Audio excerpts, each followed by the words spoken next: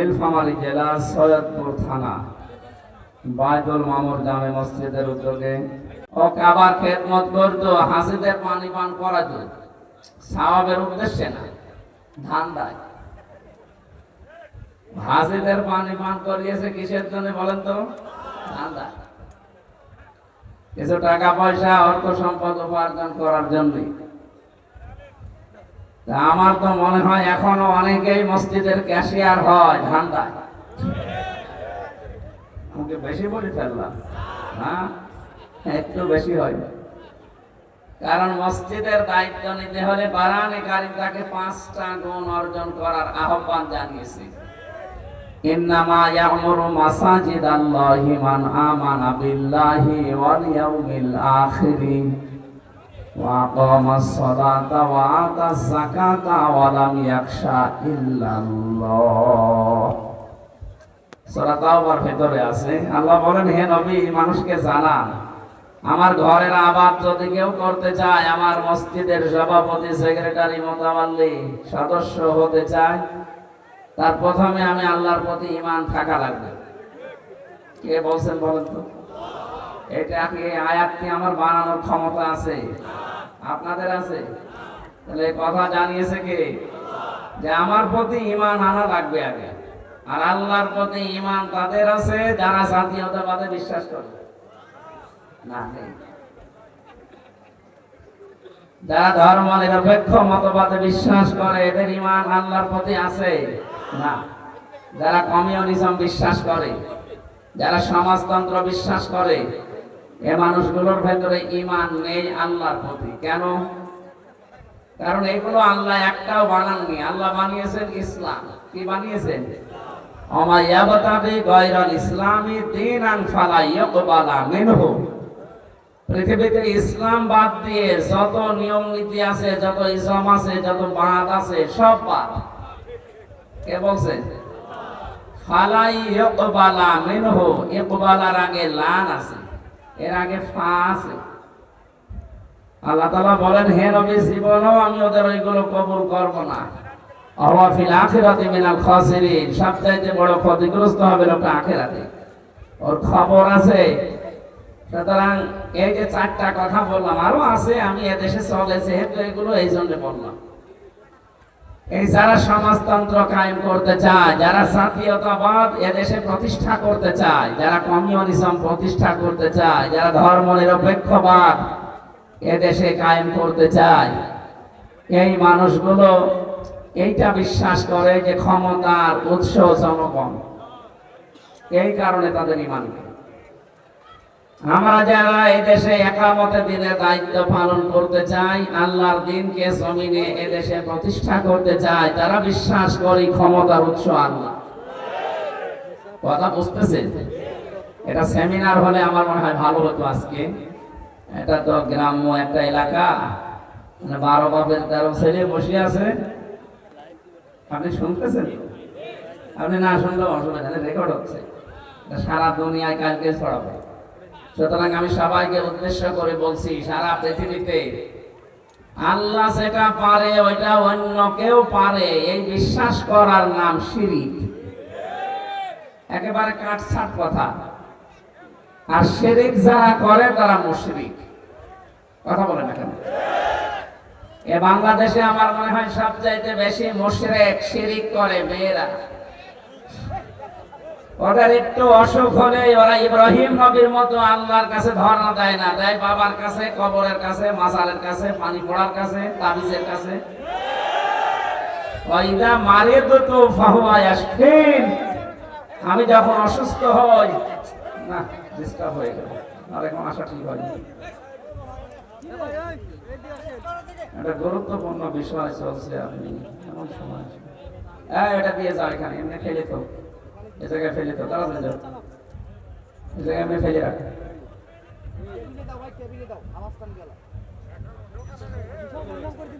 এর কি তার মার হালকা কাটা মাটা আছে নাকি? এমন সময় এসে ঝামেলা করে দিন। এখানে যান, তাড়াতাড়ি যান, তাড়াতাড়ি যান।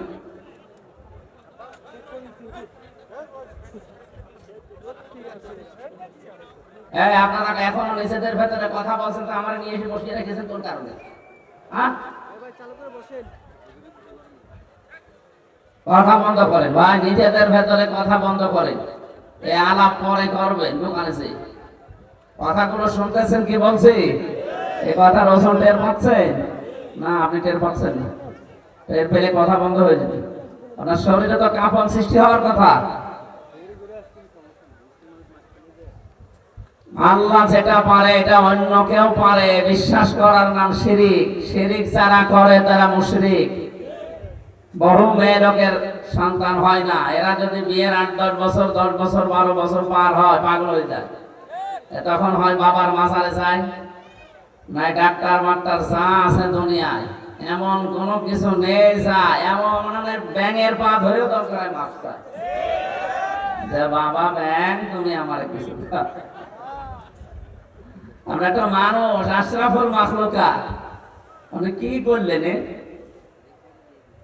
আমরা তো এমন বাবার সন্তান যে বাবার 91 বছর পর্যন্ত সন্তান হয়। বিয়ের পরে হযরতে ইব্রাহিমের কেউ বলেছে 83 বছর, কেউ বলেছে 91 বছর। 91 বছর বিয়ের পরে সন্তান হয়নি, তারপরও তিনি কোনো মাজারে কবরে গিয়ে বলেননি আমার ছেলে দাও মেয়ে দাও, বলেছে? এই বাবার সন্তান হয়ে এই বাবার ছেলে আর মেয়ে দাবি করে আপনি মাজারে যাচ্ছেন মানে? সন্তান দেওয়ার একচ্ছত্র মালিকানা কার? সুতরাং আল্লাহ বাদে যারা অন্য কারো কাছে কিছু চাচ্ছেন, সে যেভাবে হোক, অনেকের অসুখ হয় সারতে চায় না, শেষে আর বলে না আর হবে না। অথচ আমাদের বাবার অসুখ হওয়ার পরে তিনি বলেছিলেন ওইদা মারিদুতু ফাহুয়া ইয়াশফির, আমি যখন অসুস্থ হই আমাকে সুস্থ করার দায়িত্ব কার? ঔষধ এগুলো মাধ্যম। আল্লাহ যদি ঔষধের উপরে তার হুকুম জারি না করেন, কিয়ামত পর্যন্ত ঔষধ খেলে আপনি সুস্থ হতে পারবেন না। আমি এই জেলে যাওয়ার পরে কয়েকটা রোগ হয়ে গেছে আমার, মাথায় একটা, আরো বিভিন্ন ঠান্ডা জনিত।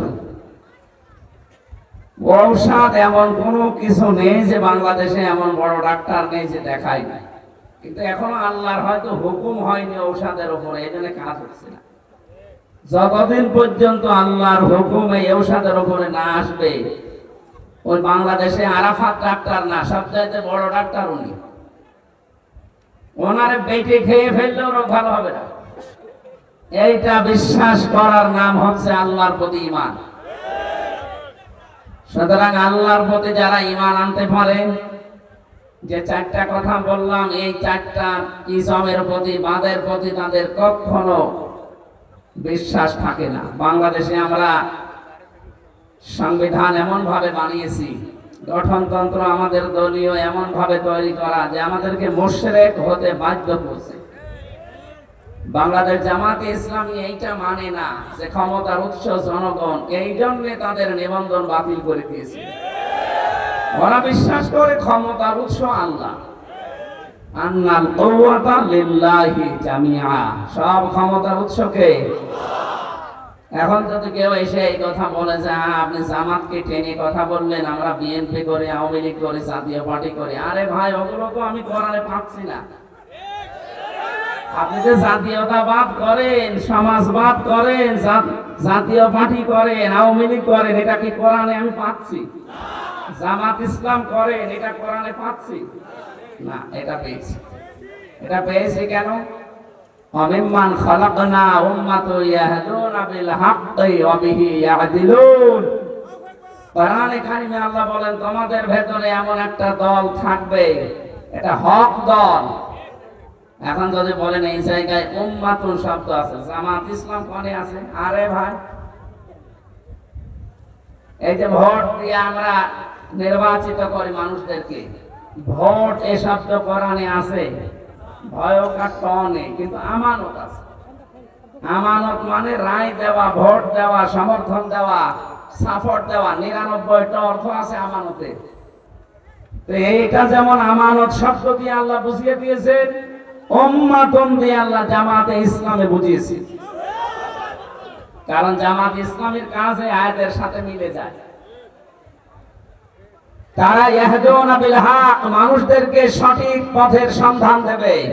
এ বাংলাদেশে বহু মানুষ বহু দিকে সন্ধান দিচ্ছে, কেউ বাবার দিকে, কেউ স্বামীর দিকে, কেউ চাচার দিকে, কেউ দরবারের দিকে। জামাত ইসলামী বাংলাদেশের দিকে বলেন তো আপনি আঙ্গুল তুলে কথা বলতে পারবেন যে ওরা ওর বাবার দিকে ডাকে, ওরা ওর নেতার দিকে ডাকে, কথা বলতে পারবেন? ওরা ডাকছে আল্লাহর দিকে। আল্লাহর বিধান কি করে কায়েম করা যায়, এইটাই তাদের সবচাইতে বড় নেশা, এইটাই সবচাইতে বড় পেশা বানিয়েছে। কি করে আমরা জমিনে আল্লাহর বিধান দেখতে পারি। ইয়াহদুনা, এটা মজা নেই, বর্তমান ভবিষ্যৎ, প্রেজেন্ট ফিউচার, বিল হক, সত্য পথে তারা মানুষদেরকে দেখায়। সত্য পথে পৃথিবীতে কোনটা? ইসলাম। বলেন বলেন। ইসলামের দিকে যদি কেউ ডাক না দিয়ে অন্য কোন দিকে ডাক দেয়, সে যেন জাহিলিয়াতের মৃত্যুবরণ করে।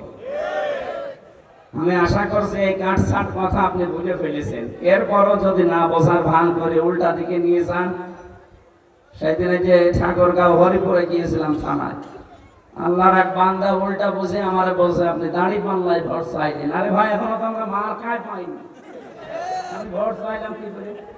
আমরা মার্কা পেয়েছি? দেখেন তো, ও তাহলে আমার সাথে বেশি বুঝে ফেলেছে। আমি আলোচনা করলাম 1-1.5 ঘন্টা, আমার সাথে ও কথা শোনার আগেই বেশি বুঝে ফেলেছে। না, আপনি উল্টা বুঝবেন না। আপনার কথা যদি কোরআনে থাকতো, আপনি সারা জীবন জুলুম করেন, জালেমের পক্ষে কোনো কথা আল্লাহ কোরআনে দিয়েছে? তাহলে আপনার এখন যদি প্রশ্ন হয় তাহলে মাহফিল আমি আর দেবো না, আপনাকে দিতে বলেছি কেউ? হ্যাঁ, আপনি তো নিজের বাস নিতে নিচ্ছেন। ঝাড়ে বাঁশ ছিল, কেটে আপনি নিজে নিচ্ছেন। আপনাকে কেউ বলছিল ওই ঝাড় থেকে বাঁশ কেটে নিজে নেন? অন্তত যারা ইসলাম চায় তারা করতো, এত বড় আয়োজন না করতো, অন্তত 4 ভাগের 1 ভাগ করতো। কারণ তাদের জীবনের পেশা এবং নেশা এইটা, টার্গেট এইটা আছে, আমি জমিনে কি করে আল্লাহর কথা প্রচার করতে পারি, হক থেকে মানুষকে আমি ডাকবো। অবিহি ইয়াদিলুন, এবং দুনিয়ায় যারা ন্যায় বিচার কায়েম করতে চায়, ন্যায় বিচার কায়েম করা কি ওয়াজের দ্বারা সম্ভব?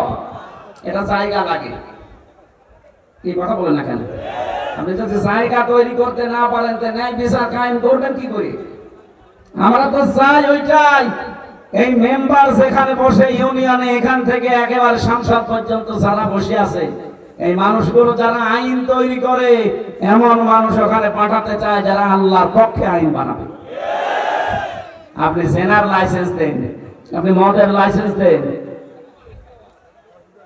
এই জন্য বলছিলাম যে আপনার ঈমান আছে কিনা আপনি এই 4টা কথার সাথে মিলিয়ে দেখবেন। যেহেতু তাদের দলীয় গঠনতন্ত্রে এটা লেখা আছে ক্ষমতার উৎস জনগণ, সুতরাং আপনার ঈমান নেই।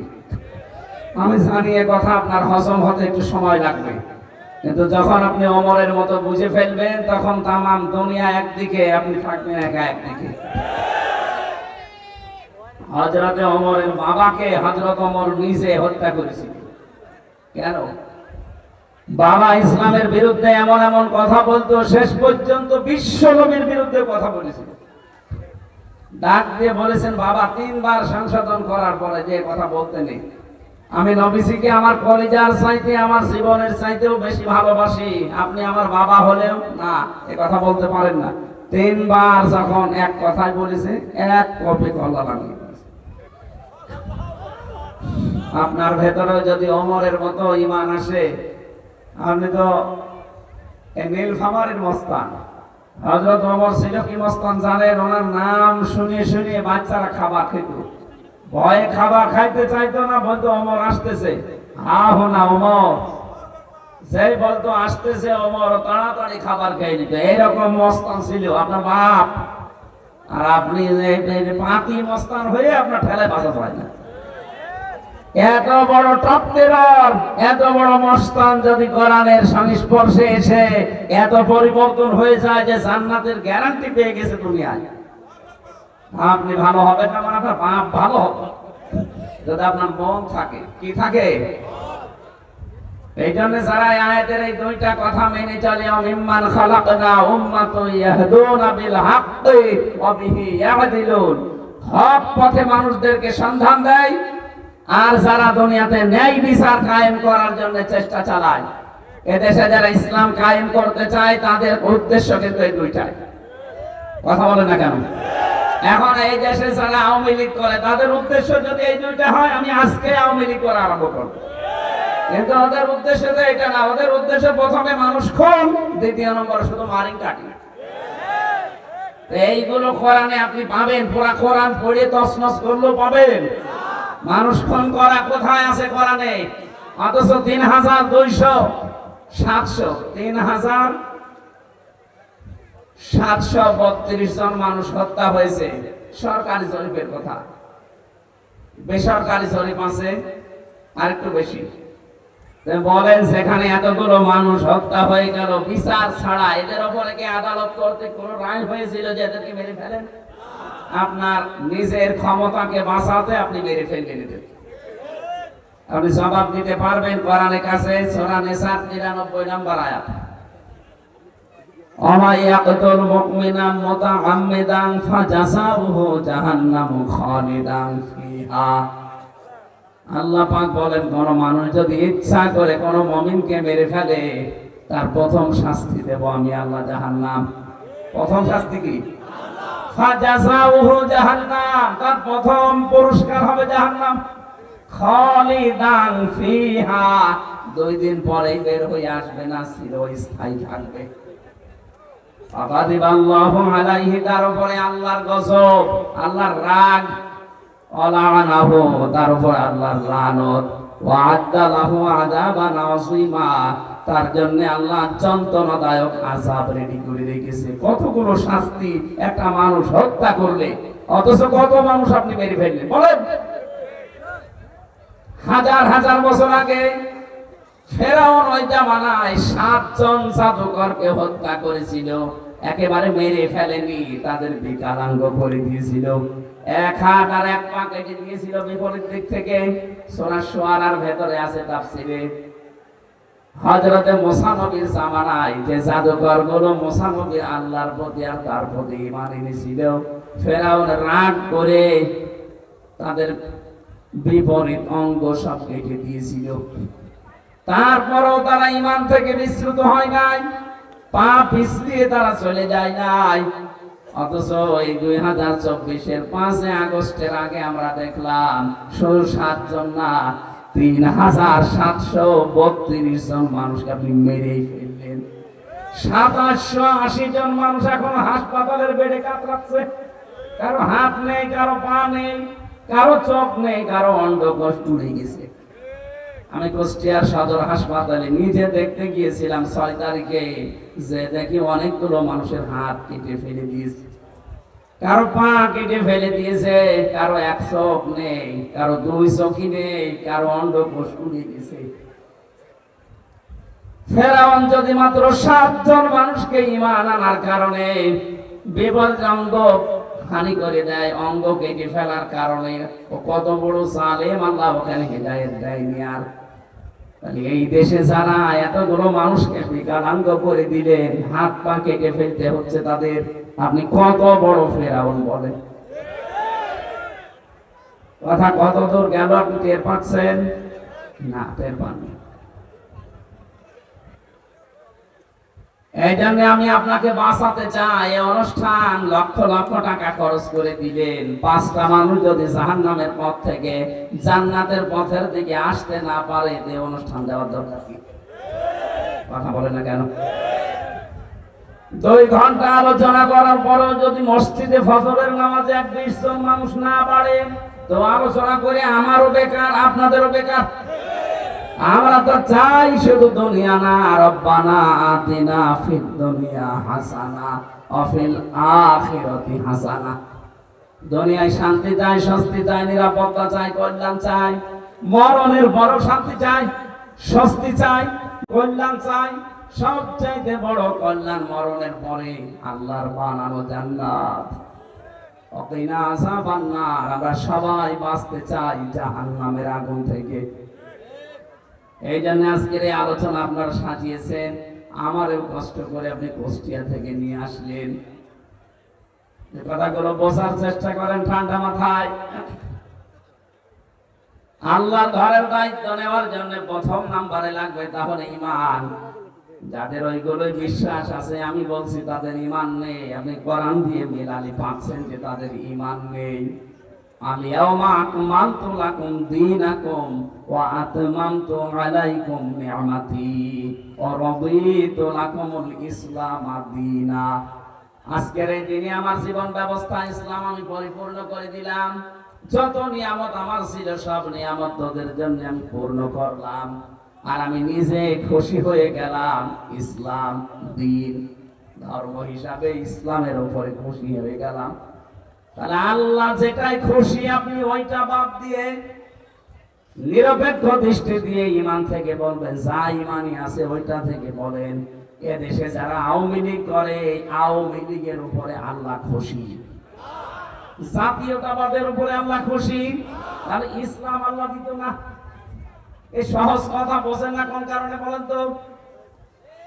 কে আপনাকে বাধা দিচ্ছে? ইয়া আইয়ুহাল ইনসানু মা গাররাকা বিরাব্বিকাল কারীম। হে দুনিয়ার মানুষেরা, তোমার ওই মহান সম্মানিত রব সম্পর্কে কে তোমাকে ধোঁকায় ফেলে দিচ্ছে? তোমার দল, তোমার বাবা মা, তোমার ওই দরবার। ফাইনা তাযহাবুন, কোথায় যাচ্ছেন? এদিকে আসেন। ইন হুয়া ইল্লা যিকরুল লিল আলামিন। এই কোরআনে কারীম বিশ্ববাসীর জন্য একটা উপদেশ। জোরে বলেন সুবহানাল্লাহ।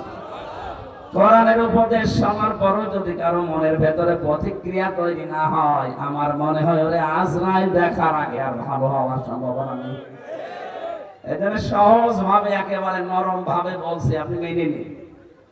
ইসলাম বাদ দিয়ে যেখানে আছেন ওগুলো সব ভ্রান্ত। ওখানে থাকলে আপনি জাহান্নামে যাচ্ছেন। এই জন্য ভাঙা কণ্ঠ এরপরও আমার বলা লাগছে, আপনি ফিরে আসেন ভাই। ভাই না তা যাবো, কোথায় যাচ্ছেন? ফিরে আসেন। 3 নম্বরে, 2 নম্বরে কিয়ামতে জবাব দেওয়া লাগবে, বিশ্বাস তার থাকবে। কিয়ামতে জবাব দেওয়া লাগবে, বিশ্বাস থাকলে মসজিদের ক্যাশিয়ার টাকা মেরে খায়। বাংলাদেশে এটা ছিল না? বহু মসজিদের ক্যাশিয়ার 2 বছরে ধনী হয়ে যাচ্ছে। কি গো? টাকা মনে আছে আল্লাহ দিয়ে যাচ্ছে। আল্লাহ দিয়েছে, কারণ আল্লাহর ঘর।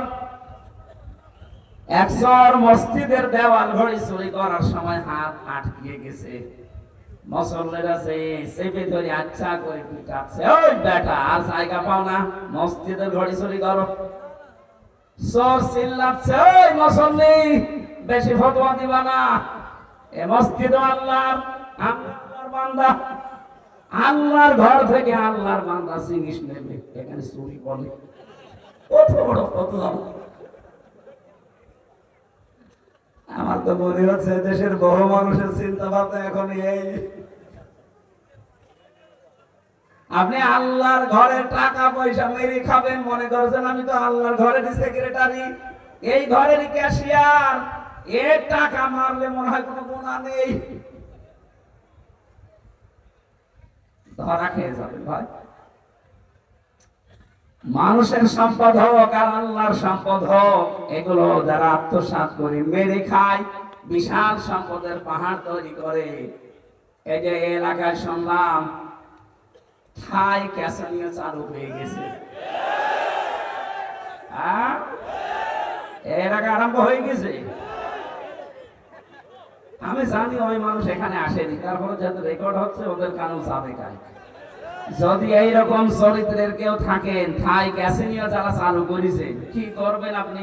2 বছরে আপনি 5 কোটি টাকার মালিক হলেন, 5 তলা বাড়ি বানালেন, 50 বিঘা জমি আপনি মাঠে কিনলেন, সব আপনার হয়েছে। এখান থেকে হয় খুব বেশি হলেও আপনার বয়স এখন 40 বছর, আর 60 বছর পরে আপনি পটল তুলবেন। তুলবেন তো? নাই খুব বেশি হলো আর 80 বছর পর, আর 150 বছর পরে আপনাকে জীবনও আর পাওয়া যাবে না, আপনি মরবেন। যদিও অনেকে আন্দাজে টার্গেট দেয় 41 সাল, অথচ তার বয়স এখন 76।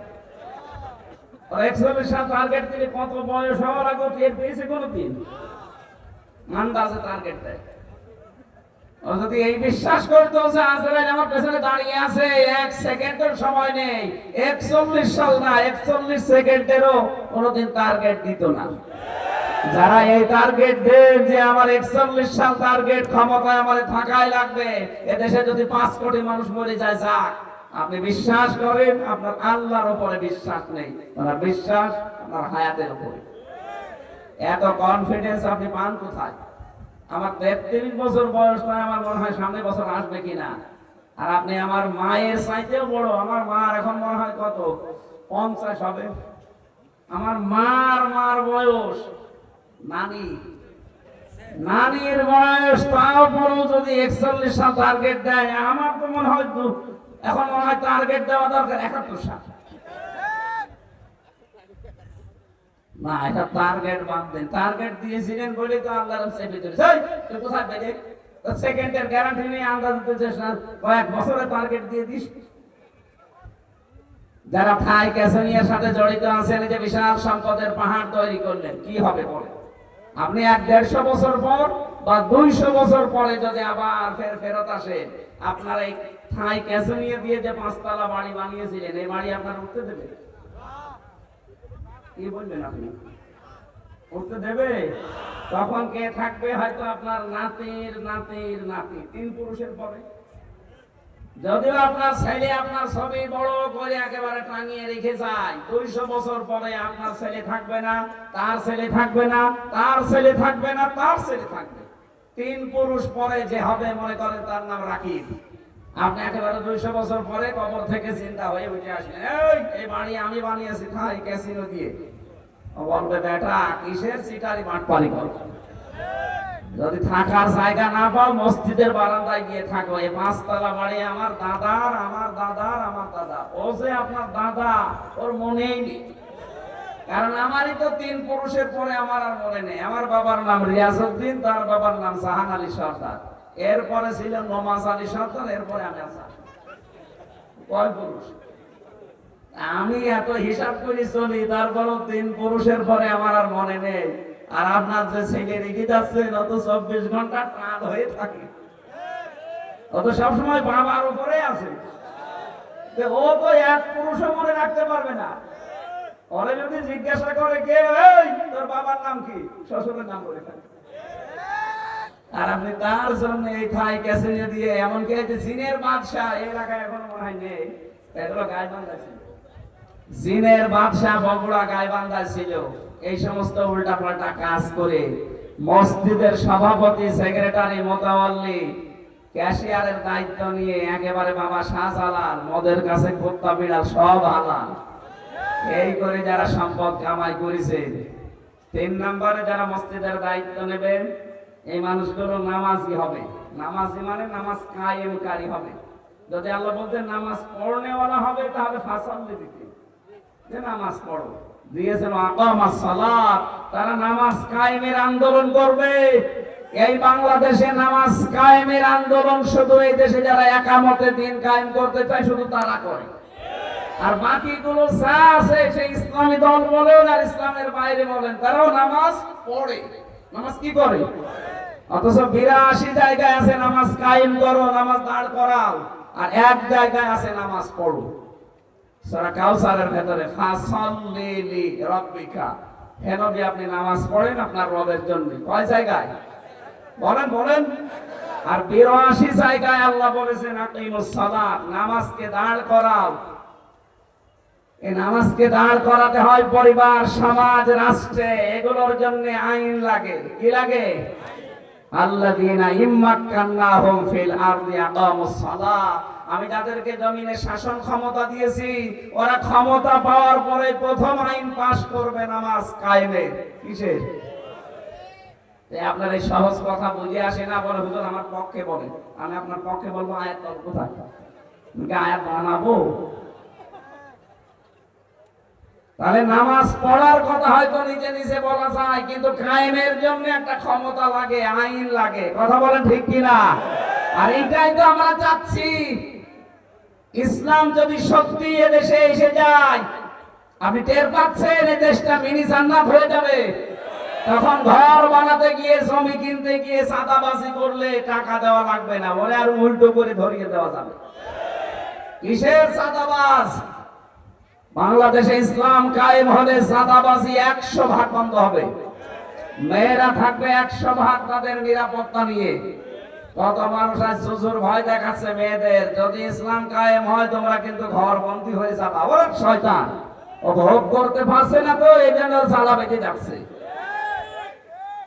আমির জামাত ডাক্তার শফিকুর রহমান উনি কিন্তু ঘোষণা অলরেডি দিয়ে দিয়েছে, যদি ইসলাম এদেশে আসে, আল্লাহ যদি আমাদের কাছে আমানত হিসাবে দেন, এদেশে সবচাইতে বেশি নিরাপদে থাকবে, অধিকার নিয়ে থাকবে মেয়েরা। কারণ ইসলাম ওদেরকে যত অধিকার দিয়েছে ওরা জানি না, তাই ওই সেই বানানোর পর থেকে আল্লাহ অধিকার দিয়েছে। একটু খেয়াল করেন, আমি এই 5-6 মিনিটে এই ঘটনাটা বলি। মেয়েরা দেখে অনেক মেয়েরা এসেছে, সম্মানিত মা বোনেরা, শুধু ঘোরাফেরা না, অনেকে গল্প করছেন, অনেকে গেবত করছেন বসে বসে, এগুলো বন্ধ করেন, কান খাড়া করে শোনেন আপনার অধিকার কি দিয়েছে। আপনি না শুনলেও অসুবিধা নেই, কারণ রেকর্ড হচ্ছে, বহু মেয়েরা এখন লাইভে শুনছে। আল্লাহ রাব্বুল আলামিন বলেন, وَقُلْنَا يَا آدَمُ اسْكُنْ أَنْتَ وَزَوْجُكَ الْجَنَّةَ وَكُلَا مِنْهَا رَغَدًا حَيْثُ شِئْتُمَا ইলা আখিরি আয়াত। সূরা বাকারার ভেতরে আছে হযরতে আদম সব নিয়ামত পেয়েছেন, অথচ তার মনের ভেতরে কি যেন একটা অজানা অশান্তি। তিনি ঘুমিয়ে পড়েছেন, নিদ্রাচ্ছন্ন। হঠাৎ তার বাম পাশ থেকে একটা বাঁকা হাড় বের করে হাওয়া আলাইহিস সালামকে বানিয়ে বাম পা চড়ে রেখে দিলেন। আদম নবী ঘুম থেকে উঠেই দেখলেন সুন্দরী একজন নারী বসে আছে। হযরতে হাওয়া এত সুন্দর আল্লাহ তাকে বানিয়েছেন, কারণ নিজের হাতে আল্লাহ এই চেহারাটা বানায়। চেহারা বানায় কে?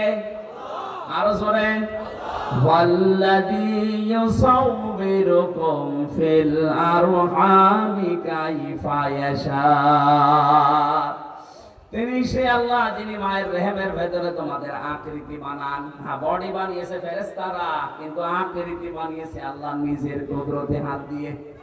এত সুন্দর লাগে মানুষকে দেখতে, যারা আসলে সুন্দরী, আমার মতো না, এই খাপড়া পড়া, সত্যি যারা সুন্দরী বা সুন্দর, ইউসুফ নবীকে আল্লাহ এত সুন্দর করে বানিয়েছেন, মানুষ দেখলে ফল কাটতে যে হাত কেটে ফেলত।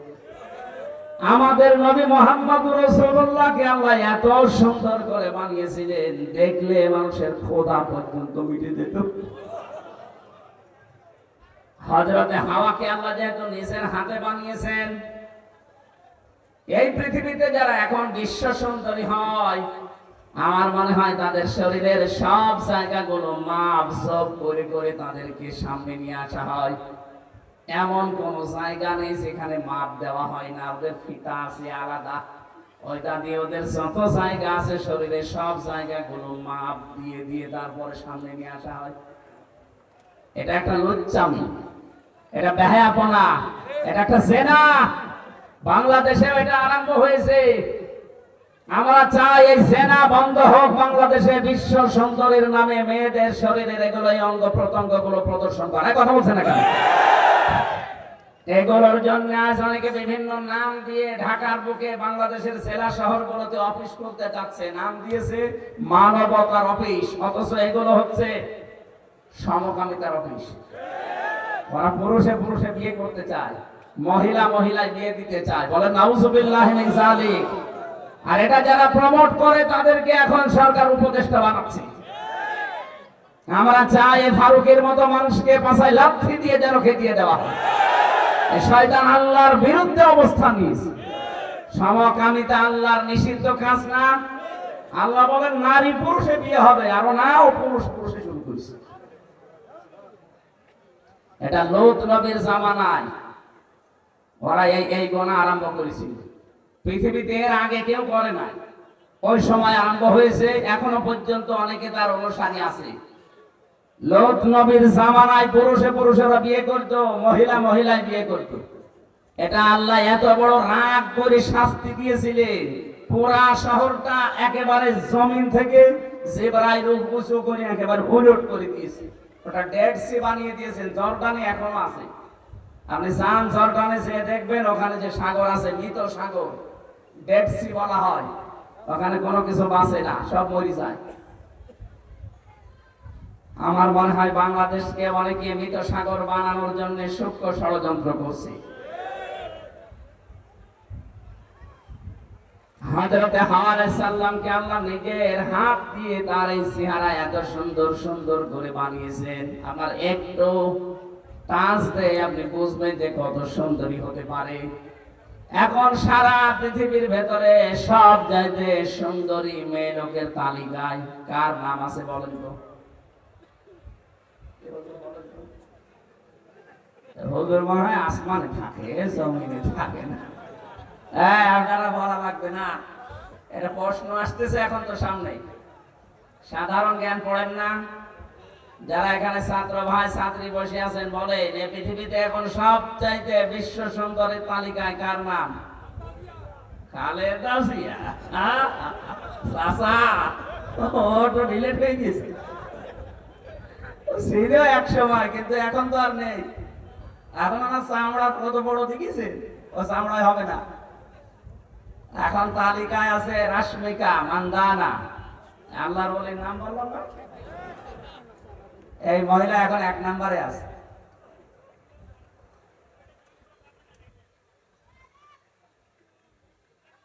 আমার মনে হয় এই সমস্ত মানুষকে যারা দেখে, আমি তো শুধু পড়েছি, যারা এদের দেখে সেই মানুষগুলো আল্লাহর সৃষ্টি সম্পর্কে চিন্তা করে, আল্লাহ তুমি না জানি কত সুন্দর।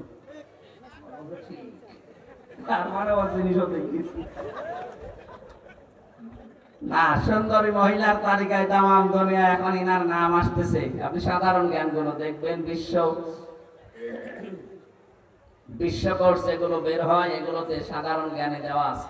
এখন আছে, হয়তো থাকবে না, কারণ মেয়েদের এই চেহারার সৌন্দর্য যত বেশি দিন ধরে রাখা সম্ভব না। এখন পৃথিবীর 1 নম্বরে উনি আছেন।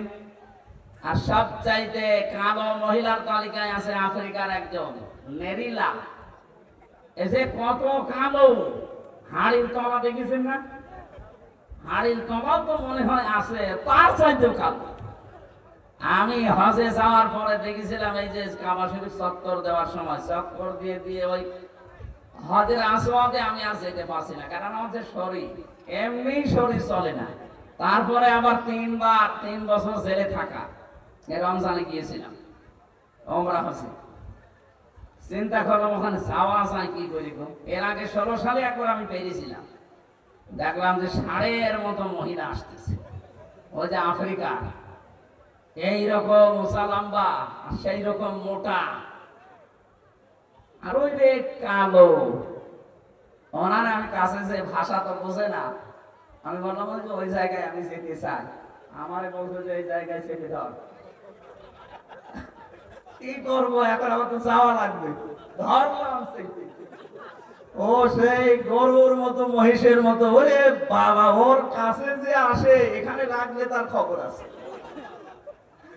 আমি ধরে রাখলাম, আমাকে টানতে টানতে নিয়ে ওই জায়গায় বলে যে আমি জমা দিতে পেরেছিলাম। আমি যদি একা যাওয়ার চেষ্টা করতাম, আমার বাবার দ্বারাও সম্ভব না, এত ভিড় ওখানে। কিন্তু ওই সমস্ত গোয়ার মার্কা মহিলা দেখলে মানুষ ভয় পায় না। ওর এক গোতা লাগলে আমার 3 দিন অজ্ঞান হয়ে থাকা লাগবে। এই নেরেলা, এটা একেবারে সর্বনিম্ন তালিকায় আছে এই মহিলা। তারপরও তার চেহারার ভেতরে একটা মাধুর্যতা আছে, কারণ আল্লাহ বানিয়েছে। মুখটা কে বানিয়েছে?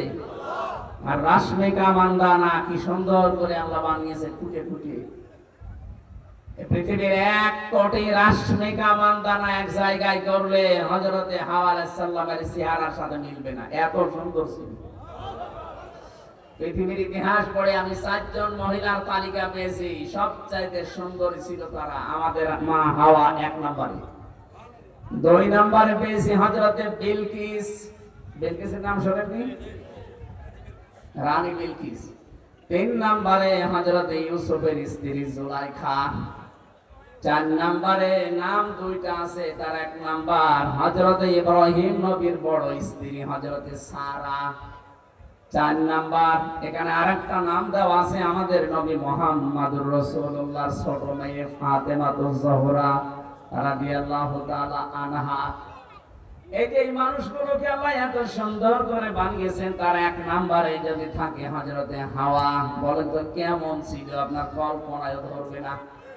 আল্লাহ যে জান্নাত বানিয়েছেন, বর্ণনা দিয়েছেন যে এমন জান্নাত আমার মুত্তাকি বান্দাদের জন্য আমি বানিয়েছি, যেটা কোনো চোখে দেখেনি, কোনো কানে শোনেনি, কোনো হৃদয়ে কল্পনাও কোনোদিন আসেনি।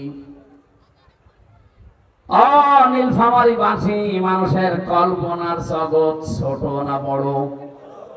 বলেন বলেন, কেমন বড়? আমি এখানে কল্পনা করলাম যে 10 তলা বিল্ডিং এর মালিক হয়ে গেছি। কল্পনা করতে 1 সেকেন্ড সময় লেগেছিল, কিন্তু এটার বাস্তবে রূপ দেওয়া কি 1 সেকেন্ডে সম্ভব? 10 তলা বিল্ডিং এর মালিক হতে হলে কত টাকা উপায় করা লাগে? শুধু টাকা উপায় করলেই হবে না, এর জন্য মিস্ত্রি নেওয়া লাগবে, জমি কেনা লাগবে, রড, সিমেন্ট, বালি, ইট, বিভিন্ন জিনিস দিয়ে সব বিউটিফাই করে কমপক্ষে 1.5 থেকে 2 বছর সময় লাগবে।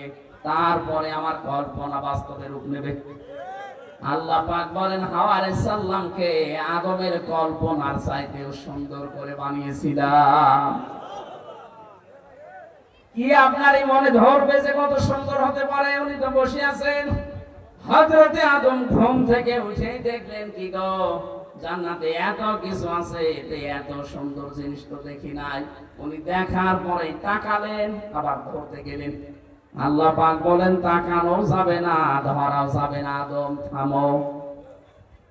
হযরতে আদম ডাক দিয়ে বলেছে মাবুদ, এতদিন পর একটা জিনিস পেলাম, তাকানো যাবে না, ধরাও যাবে না, কি বলেন আপনি? তাকানো যাবে, ধরা যাবে, যে বুদ্ধি, ওই বুদ্ধি দিন। আল্লাহ বলেন বুদ্ধি একটাই, বিয়ে করা লাগবে। আমি রাজি আছি। আল্লাহ পাক বলেছেন রাজি হলে হবে না, দেন মোহর দেওয়া লাগবে। আমার কাছে নেই, না দেন মোহর ছাড়া বিয়ে হবে না, আগে দেন মোহর জোগাড় করো। আল্লাহ পাক হযরতে আদম আলাইহিস সালামের মনের অবস্থা দেখে তিনি বলেছিলেন, আমার নবী মুহাম্মদ রাসূলুল্লাহর উপরে 10 বার দরুদ শরীফ পড়ো, এইটাই দেন মোহর হিসাবে কবুল হয়ে যাবে। 10 বার। এই কথা শোনেন আগে।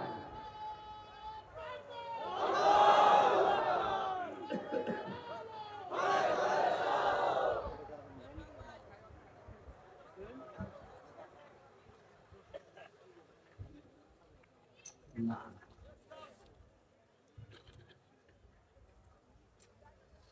10 বার দরুদ পড়ে বউ যখন হয়ে গেছে, আল্লাহ বলেন এবার বউ নিয়ে বাড়ি যাও। অকল না, আমি বললাম ইয়া আদম উসকুন আনতা ওয়া যাওজুকাল জান্নাহ, আনতা আগে দিয়েছে যে তুমি নিজে যাও, বউ সাথে করে নিয়ে যাও। এখানে বাস্তবে বাংলাদেশে আমরা অনেক উল্টা পাল্টা কাজ এই কয়েক বছরে দেখলাম। বউ বিয়ে করে স্বামী বাবার বাড়ি নিয়ে যাবে, এইটাই কোরআনের নির্দেশ। কথা বলেন না কেন? এটা মানে আদম থেকে শুরু। আনতা তুমি নিজে, ওয়া যাওজুকাল জান্নাহ, তোমার বউ নিয়ে যাও। কোথায় যাবে? বাপের বাড়ি। আদমের বাড়ি কোনটা? আরো জোরে বলেন। আর আমাদের বাবা যেহেতু আদম, এজন্য ওইটা আমাদের বাবার বাড়ি। কথা বুঝতেছেন? তাহলে বিয়ে করার পরে বউ নিয়ে আপনি নিজে নিয়ে যাবেন বউকে বাবার বাড়িতে, এটা কোরআনের আদেশ। কিন্তু কত মানুষ আজকে কোরআনের এই আদেশকে মানে না। দেখি আর বউ বিয়ে করে বাবার বাড়ি নিয়ে যাবে দূরের কথা, নিজে সহ ঘর জামাই থাকে। এটা ঘর জামাই নাকি? এর গায়ে হাত দিতে জানি না, এখানে ঘর জামাই আছে আমি জানি। ঘর জামাই কার হাত তোলেন তো? ওই একজন। এই এলাকায় আমার মনে হয় হাদিস বলা ঠিক হবে না। ঘর জামাই থাকে না, লজ্জা করে না, হ্যাঁ আমরা সম্মান আছে। কি বলে এলাকার মানুষ জানেন? একটু গোপনে খবর নিয়ে দেখেন। একটা ইতর আমাদের মেয়েটা নিয়ে যাবে নিজের এলাকায় না, নিজে সহ মেয়ে লোক হয়ে বসে আছে।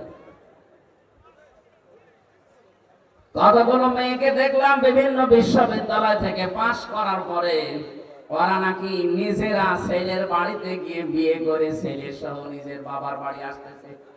এটা উল্টা কাজ। এই যে অলিমা তৈরি হয় এই দেশে, মেয়ের বাড়িতে ছেলের বাবারা প্রায় 150, 200, 500 মানুষ নিয়ে যে খায়, এটা জায়েজ নেই। এই সিস্টেম পাল্টাতে হবে। ওরা ইসলামের বিরুদ্ধে কাজ, এটা হিন্দুদের প্রথা। হিন্দুরা ওদের মেয়েদেরকে বিয়ের দিন সব দিয়ে দেয়, সারা জীবন আর কিচ্ছু দেবে না। এই জন্য ছেলের পক্ষ থেকে বলা হয় আপনি 200-500 লোক নিয়ে আসেন, জীবনের মতো একবারে খাইয়ে দিন। আমরা মুসলমান, আমরা এই কাজ কেন করব বলেন? আমাদের যাদের ছেলে আছে অবশ্যই আপনি মেয়ের বাড়িতে লোকজন নিয়ে যাবেন না। আপনি মেয়ের বাড়ি থেকে লোকজন নিয়ে, নিজের আত্মীয় স্বজন নিয়ে গরু ছাগল জবাই করে নিজের বাড়িতে খাওয়াবেন। এটা অলিমা বলা হয়। কি বলা হয়? এটা আজকে পুরা আমরা পাল্টিয়ে বস যাত্রী বানিয়েছি। কিসের বস যাত্রী? আপনি কি রাগ করলেন? এই বস যাত্রীর সিস্টেম এলাকায় নেই। কোনদিন জীবনে যদি মান সম্মান আত্মসম্মান থাকে, বস যাত্রী যাবেন না। ছেলে মানুষের দায়িত্ব হচ্ছে তার বাবার দায়িত্ব, নিজে গরু ছাগল জবাই করে মেয়ের পক্ষ থেকে আরো লোকজন নিয়ে এসে নিজের পক্ষের লোকজন নিয়ে নিজের বাড়িতে খাওয়ানো। এটা উল্টি এখন মেয়ের বাবার ঘাড়ে ফেলেছে। এটা বলছি কেন বারবার? কারণ আমার ছেলে নেই, আমার 3টা মেয়ে। আরে ভাই, আমার বাঁচা লাগবে না না। তারপরে ইসলাম যেটা সেটা বললাম। সম্মানিত মা বোনেরা, কোন ছেলের বাবা যদি বলে 200 মানুষ নেওয়া লাগবে, ওই ছেলেকে বিয়ে করবেন, এটা ছোট লোক। কয়েকজন চিল্লাচ্ছে খালি মেয়ের বাবার, আমরা আর ছেলের বাবার সব নিশ্চিত হয়ে আছে। না, এই ছোট লোকে কাজ আপনাকে বাদ দেওয়া লাগবে। ইসলাম যেটা মানতে চায় না, ইসলাম যেটা সমর্থন করে না। 2 নম্বরে কি দিয়েছেন? আমি এবার আলেমদের বলছি। আল্লাহ পাক বলেন আনতা ওয়া যাওজুকাল জান্নাহ, নিজে এবং নিজের স্ত্রীকে নিয়ে যাও বাড়িতে। কি করবা বাড়িতে? অকুলা, এর মাঝখানে কিন্তু আনতা নেই। আল্লাহ কিন্তু বলতে পারতেন আনতা ওয়াকুলা, তুমি নিজে এবং ওখানে যাওয়ার পরে 2 জনে যা খাবে তাই খাবে না, একবারে কোলা দিয়ে বসন দিয়েছেন। বউকে নিজের বাড়িতে নিয়ে আসার পর যেই মানের খাবার তুমি খাবে, ঠিক ওই মানের খাবার তাকে খাওয়ানো লাগবে। যে অধিকার আল্লাহ দিয়েছেন দেখেছেন, কোনদিন চিন্তাও করে না, ওরা জানে না তো। ওরা যদি চিন্তা করতো, জানতো বাংলাদেশে যারা আজ নারী পক্ষ, নারী স্বাধীনতা আন্দোলন, নারী বিপ্লব পরিষদ, নারী মুক্তি পরিষদ, 13টা সংগঠন কাজ করছে এদের অধিকার আদায়ের জন্য। কি অধিকার আদায় করেছেন আপনি? আপনি অধিকার আদায় করার পরিবর্তে তাদের ভোগের সামগ্রী বানাচ্ছেন। কথা বলেন ঠিক কিনা? ইসলাম যেটা দিয়েছে কি অধিকার দেখেন তো? স্বামী নিজে মরণের খাওয়া খাবে, আর যতটুকু বেঁচে থাকে বউকে খাওয়াবে না, জীবনও না। যা খাবেন, যা পড়বেন, সেই রকম মানের জায়গায় থাকেন, ঠিক ওই রকম মানের খাবার বউকে দেওয়া লাগবে। এটা তার অধিকার। এই জন্য মাঝখানে আল্লাহ আংটা দেয়নি, একবারে খোলা। 2 বছর 2 বছর দিয়ে আল্লাহ জানিয়েছেন অধিকার সমান করে দিলাম। জোরে বলেন সুবহানাল্লাহ। এতটুকু আল্লাহ শেষ করেননি। রাগাদান হাইতো সেজতমা, শুধুমাত্র বউকে খাবে তা না, মাঝে মাঝে বেড়াতে যাবে, সেখানে যাবে যা ইচ্ছা খাবে, সেই জায়গায় যাতে মনে চাই সেখানে যাবে। কিন্তু সাবধান, ওয়ালা তাকরাবা হাদিহিস শাজারা, ওই গাছের কাছে যাবে না। কোন গাছ? আমরা মনে করি শুধু গন্ধম গাছ। শুধু যদি গন্ধম গাছ হবে তাহলে কোরআনে আয়াত নাযিল করে 1500 বছর পরে আল্লাহ আমাদের জানাচ্ছে কেন? এখানে শুধু গন্ধম গাছ নয়, তাফসীরে হাক্কানি মুফাসসির লিখেছেন পৃথিবীতে যাবার পর আল্লাহর বহু বর্ডার আছে। ওটা যেহেতু নিষিদ্ধ গাছ, আল্লাহর এরকম বহু নিষিদ্ধ জায়গা আছে। আপনি বউ নিয়ে বেড়াতে যাবেন, কিন্তু ওই নিষিদ্ধ জায়গায় যেতে পারবেন না, যেখানে গেলে আপনারও পর্দা থাকে না, আপনার বউরও পর্দা থাকে না। এরকম অনুষ্ঠান নেই? এরকম বহু বিয়ের অনুষ্ঠান আছে যেখানে গেলে নিজেরও পর্দা শেষ, বড় পর্দা শেষ, না ওখানে যাওয়া যাবে না। প্রশ্ন আসতে পারে আমার আপন চাচা তো